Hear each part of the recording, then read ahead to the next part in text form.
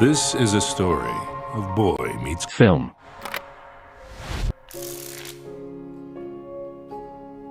The boy, Edmund Hyde of Ipswich, England, grew up believing that he'd never truly be happy until the day he met the one. This belief stemmed from early exposure to sad British pop music and a total misreading of the movie 500 Days of Summer. When I was 18, I watched 500 Days of Summer for the first time. For the next 3 years, it coloured my perception of romance and, indeed, comedy drama. But it turns out I'd got the wrong end of the stick. I'd seen this film at a surface level, a story of manic pixie dream girls and melancholy. To be fair to 18-year-old me, 500 Days of Summer is that story. The story of Tom Hansen and Summer Finn and how they fall in and then out of love with one another. We see things almost exclusively from Tom's point of view, and use this to inform our perception of the girl he thinks is the one, accompanied by a spectrum of takes about romance in general. So this is a story of boy meets girl, but it's also so much more. Oh, well, of course you must have lots of demons!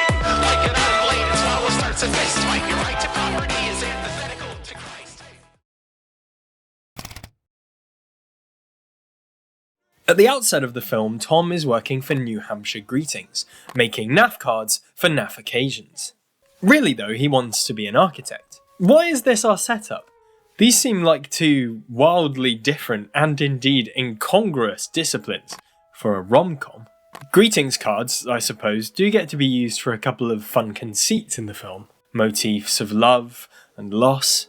How Tom becomes so much better at card ideas when he's deeply in love with Summer, and grows maudlin and dejected after things fall apart. Architecture, though, seems less clear in its purpose. Sure, it lends weight to Tom's favourite place in Los Angeles, Angel's Knoll, from which it's possible to observe several architectural highlights, at least by American standards. But I think it goes deeper than that. I think architecture represents that which is solid, the bricks and mortar of real life. As Tom himself notes sarcastically, why make something disposable, like a building, when you can make something that lasts forever, like a greeting card? Architecture then reflects the lived experience of love, that which is closest to the true and earnest experience of the thing. Meanwhile, the greetings card company seems to represent the saccharine binary representation of love, or otherwise, propelled by the film industry. Either you ought to be chronically happy or sad and deserving of sympathy. As Tom puts it in his takedown, people should be able to say how they feel. How they really feel, not, some words that some strangers put in their mouths. Just think about how your conception of romance has been changed or reinforced by the media you consume. Greetings cards are just a caricature in miniature of that same system. So if greetings cards represent the misconceptions about love and loss we get from the media, when Tom leaves New Hampshire Greetings to work on himself after losing Summer, it should indicate that he's entering the real world, right? Well, in one respect, yes. It feels like part of the reason why Tom invests himself so much in Summer, expecting her to propel his life with meaning and tearing himself up so much when things end, is because his job, what he actually spends most of his time doing, doesn't satisfy him. Unlike Mackenzie, who does seem pretty satisfied chatting shit and bouncing around the office, one of the very first things Tom says to Summer is how he really wants to be an architect. He clearly isn't satisfied. And odds on he's only managed to keep working in greetings cards for 3 years by keeping his begrudging hat on throughout. So while Tom's eating Twinkies and drinking whiskey cocktails isn't exactly productive, his transformation into an aspiring architect definitely is. It pushes him towards the person he's always wanted to be, since he started making greetings cards just to stay afloat. This speaks to a worthy message about self-actualization. Something along the lines of Maslow's hierarchy of needs or Amartya Sen's capabilities approach. Basically, these philosophies suggest that happiness starts at a baseline level of physical needs. Not starving, not freezing, not being located in Ipswich. Beyond that, it becomes more about holistic needs and the avenues through which we attain them, before finally becoming a more thinkery question about what we want to do with our lives. What good is an architecture job to Tom if he's not independently minded enough to give it his best? Part of the reason why Tom doesn't pursue an architecture job as soon as he meets Summer, given that she immediately tells him he should, You any good? is because he's so wrapped up in himself. Summer becomes an achievement for Tom, a life goal, something that obfuscates his professional self-actualization in favour of some blurrier sense of personal achievement. Girlfriend as a ward. She's Tom's view of a woman. He doesn't see her complexity, and the consequence for him is heartbreak. This is the classic problem of 90% of films in the romance genre. The male protagonist. They're getting better, they really are. And it's comforting to think that since this film came out, we have seen more films getting popular acclaim that tell the other side of the story. But most of the canon, unfortunately, is about how men see women, and not vice versa. How does Tom see Summer? What does he even know about her? Well, we get at least one sounding of the inside of his head when we compare his expectations for her party to the reality. He expects her to bound off his every word, and he'll only listen if it's what he wants to hear. Summer's parents are divorced. Does Tom even have one conversation with her about this on screen? Does Tom ever ask her about any element of her life? Who she wanted to be and how she ended up where she is? No! He only leans into things that she talks about that he already knows, like The Smiths or The Graduate. Oh god. I think this is really the narrative centerpiece of the film. We're told at the beginning, Tom Hanson of Margate, New Jersey, grew up believing that he'd never truly be happy until the day he met the one. This belief stemmed from early exposure to sad British pop music and a total misreading of the movie The Graduate. Tom interprets the strange, ultimately coincidental romance of that film as one fated to be, ignoring the lacings of uncertainty and doubt.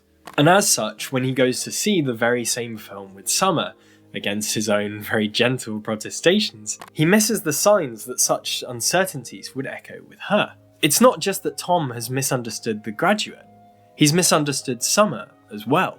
And it's funny, really, this misunderstanding, because it's something that comes up throughout the film. Tom interprets her vibe as a longing for something serious. He sees her friendly behaviour as something innately flirty. And he gifts her this book, The Architecture of Happiness, that hinges entirely on his interests and not on hers. Coincidentally, this book is by Alain de Botton, a man who himself exhibits many of the flaws that Tom also holds. Purveyor of pseudo-academic pseudo-school, The School of Life, Alain de Botton talks big words. Sometimes people enjoy them. Who am I kidding? I've enjoyed them before. But really, if you read anything personal he's written, you see he sits in exactly the same soft boy self-obsessed selection as Tom. The Art of Travel, ostensibly philosophical, is really a discussion of how particular holidays have left him disappointed, and how particular travel companions haven't gotten off with him, after he goes as far as to offer them a Snickers. And Essays in Love? Well, Essays in Love is just another romance book that fails to assign the female characters with any agency and allows the male to feel as sorry for himself as he likes. Indeed, as 500 Days of Summer's director put it, most romantic comedies are more loyal to a formula than to emotional truth. Thanks to countless stories we're told, we're blinded into looking at romance a certain way, such that we refuse to accept alternative points of view, including those of the other party to the arrangement. There are umpteen moments in 500 Days of Summer that reinforce this. Moments that parrot the romance genre so knowingly. The karaoke night, the catching a bouquet, the satisfaction of pulling it off, metaphorically or otherwise. But it would be callous to see those and paint 500 Days of Summer as a generic rom-com. We've already explored exactly how it sees all of its conceits, how it critiques this image of love we get from greetings cards, how it recognises that having things in common is rarely enough, how expecting any person on the roll of the dice to be the person you spend the rest of your life with is just as ridiculous as expecting them to be the person that stabs you in the back 7 times. Sid stabbed Nancy 7 times.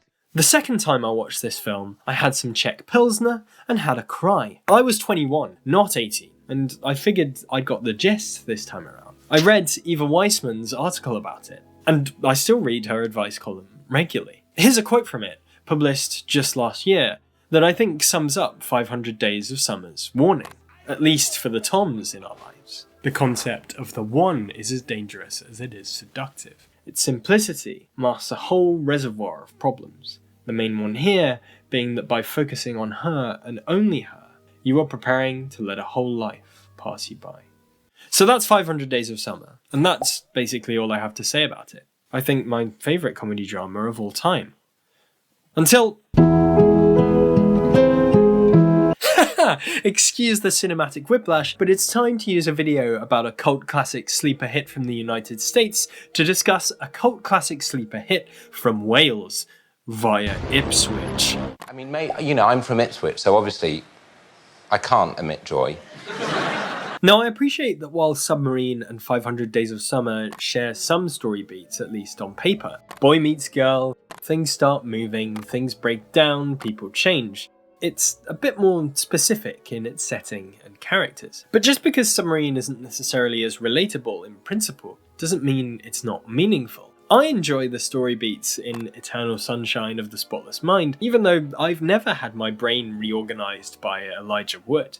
Submarine instead rings a broader set of bells. The bells of confusion and adolescence. The bells of family breakdown. The bells of schoolyard betrayal. And the tones are absolutely bang on. Let's take the main character, Oliver Tate. Oliver is one of those classic male protagonists that you're not necessarily supposed to like. It's not simply that he's annoying and conceited. He misunderstands as much as he's misunderstood. He misunderstands the socialist creed of his parents to interpret the world in a systematic and cynical way. He misunderstands the nature of love and simplifies other people's behaviour to fit his own view. It's seeing through Oliver's misunderstandings that make the film interesting. The very beginning of the film is him ridiculously overstating the impact of his own death. In this way, the film clearly forecasts his mistakes, making his sense of conceit and egotism clear from the outset, so we know how to interpret his view of events. We're laughing at him, just like the other boys, but we're also sorry for him, seeing his own foibles reflect more muted versions of our own. Moreover, we clearly see how his parents are responsible for his behaviour. Not only do they seem to inform his misplaced systematisation of the world, they inform his distance, his neuroticism, his anxiety and fear. His inability to express himself and open up is clearly shaped by his parents' equally blunted emotions. So the way Oliver misunderstands Jordana Bevan, his unfortunate quarry, is equally steeped in things he cannot control. We get the distinct impression that Oliver simply seeks a girlfriend to improve his credibility. To be seen that would improve my street cred, which, though high, could be higher. He starts bullying other students to get on her good side, without questioning his morals. Once he is with Jordana, Oliver feels assured that he's following unwritten rules, even when they border on the ridiculous.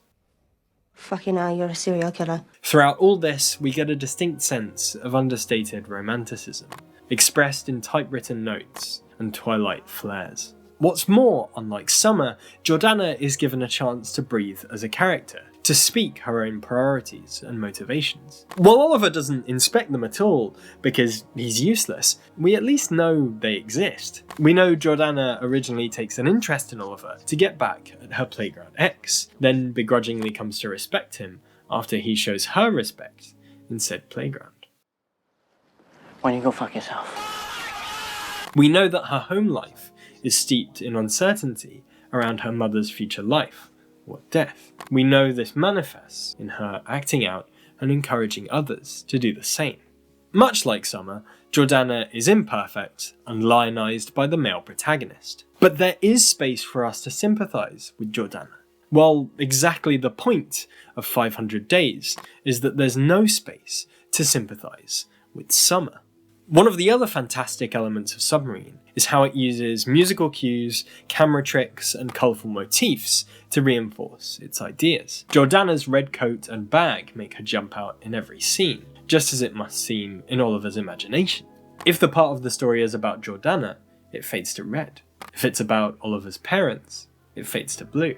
Blue is the colour of sadness, while red is for passion and promise. Oliver even writes about Jordana in red pen. The camera lingers on moments, occasionally employing slow motion or even total pauses, in a way that never feels forced and can lull you once again into the space between real and imagined. It's notable then that Oliver's enemy throughout is Graham the Psychic, who obsesses over light and colour, two themes that run very much through Oliver's story.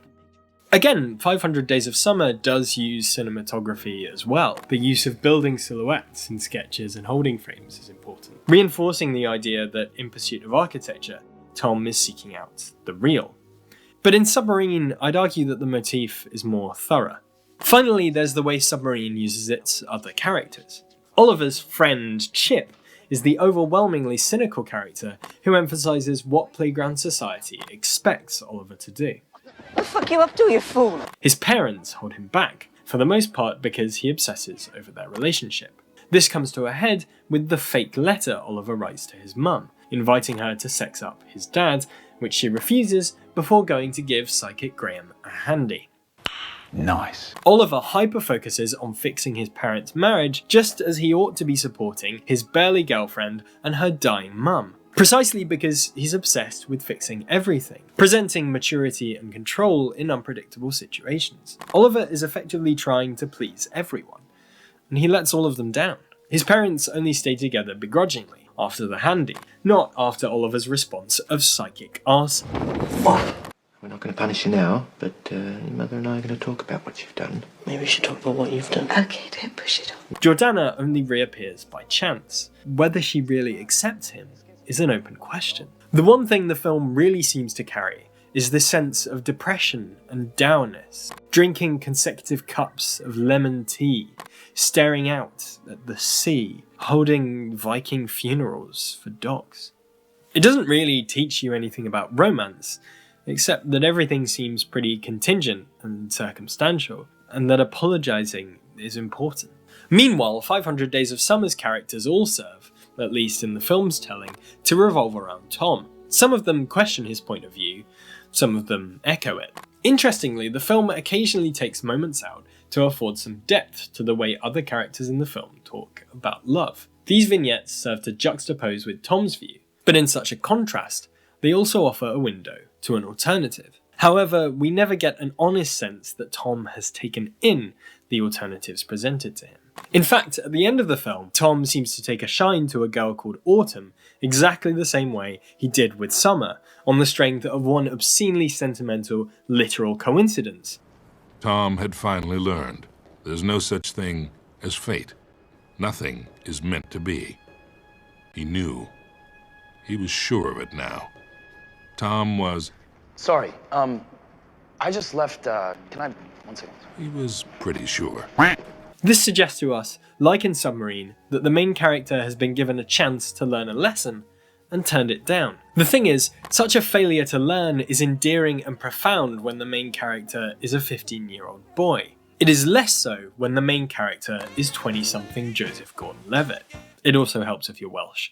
And this shows us the challenge with all these romantic comedy drama films. Especially when people watch them at a young age, they're more inclined than not to think that they don't need to change. That serendipity will afford them something, anything, to push them along. That even if you do make the effort and make a change, it's luck as much as anything that will show you what you're looking for.